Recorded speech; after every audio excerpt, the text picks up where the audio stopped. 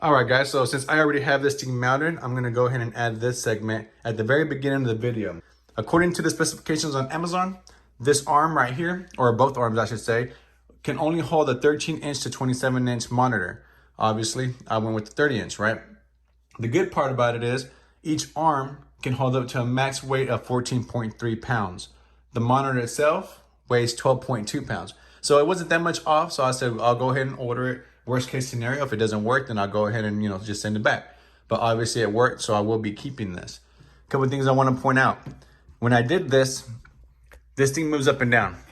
And it's actually pretty hard. I mean, it's not like it's gonna just be real flimsy. But when we mounted it, this thing did sag down with the weight of the monitor. So it was kind of like that.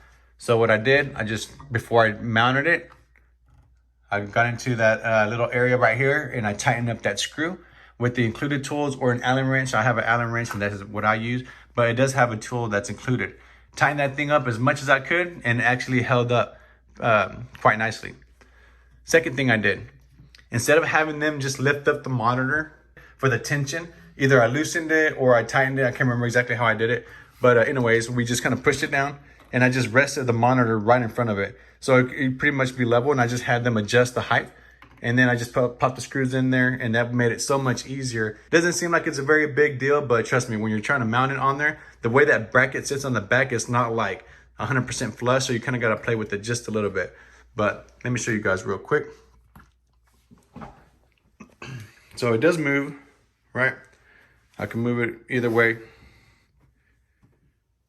Okay, and I thought it was gonna be that sturdy, but it's actually fairly sturdy. If you wanna tilt it, I can tilt it. Obviously, I'm not gonna sit there and tilt this monitor. That's what my secondary monitor will be for. And I'll go ahead and move this and move this other arm out of the place. All right, so we're gonna go back here. And this is the bracket. So you get one bracket that comes with the monitor. And it's actually right here. You really can't see it, but it's in the back.